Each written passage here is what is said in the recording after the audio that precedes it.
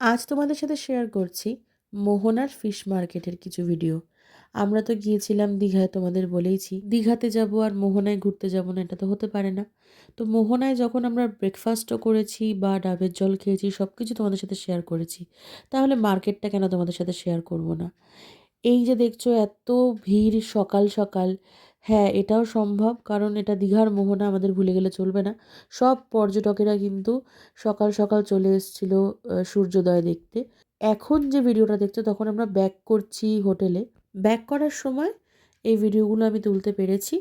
এখানে বিভিন্ন রকমের শুটকি মাছ আমরা দেখতে পাচ্ছি। আমার বাড়ির লোক সবাই শুটকি মাছ ভীষণ ভালো খায়, বাট আমরা যে এখান থেকে কিছু কেনাকাটা করে বাড়ির জন্য নিয়ে আসবো সেটা আমরা টাইমই পাইনি, কারণ আমাদের ড্রাইভার দাদা প্রচণ্ড তাড়া দিচ্ছিল। যদিও বা আমাদের টাইম লিমিট ক্রস করে যায়নি, তবুও সে তাড়া দিচ্ছিল কেন জানি না। তারপরে আমরা ভাবলাম যে আমরা হোটেলে ফিরে নেহেরু মার্কেটটা একটু ঘুরতে যাব, কারণ আমরা কেনাকাটা করব কিছু মাছ নেহেরু মার্কেট থেকে। কারণ আমরা শুনেছিলাম যে এখানে পমফ্রেট মাছ বা চিংড়ি মাছ বা এইসব যে মাছগুলো আমরা বেসিক্যালি সমুদ্রে গিয়ে খেতে পছন্দ করি, ওখানে নাকি একটু সস্তায় বাজারে পাওয়া যায়। বাট এটা আমরা ভুল ছিলাম, আমরা অতটাও সস্তায় পাইনি।